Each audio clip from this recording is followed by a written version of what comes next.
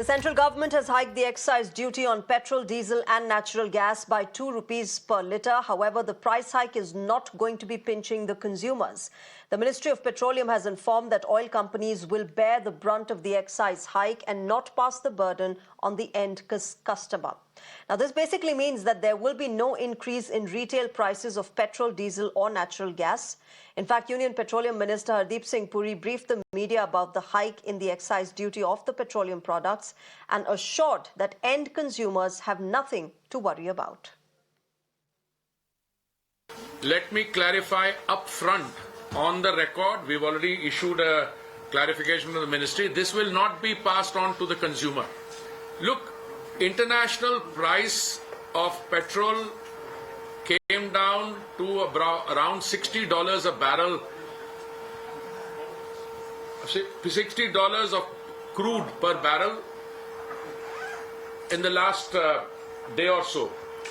But please remember that our oil marketing companies, with whose work I'm more familiar, but even the private sector companies, they carry inventories over a 45-day period.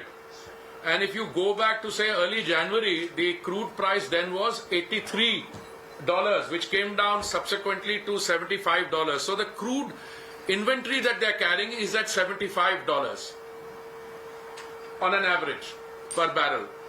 So, but if your question is going forward from here, if the price remains at $60 a barrel, as it is today or thereabouts, and I'm not going into the Indian basket or Brent, etc., I'm not going into that, then can you legitimately expect prices of petrol and diesel to be moderated by the oil marketing companies in keeping with the global price? To which my answer would be yes. In a deregulated sector, you can expect them to accordingly adjust the market retail price. Now, the government has confirmed that they have increased the price of LPG cylinders by 50 rupees for all users.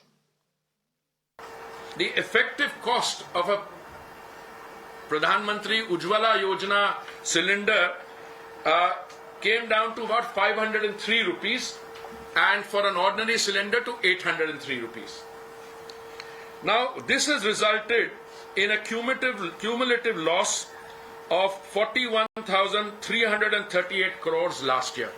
What we have decided, therefore, is that the average price, not the average, the price per cylinder of LPG will increase by 50 rupees.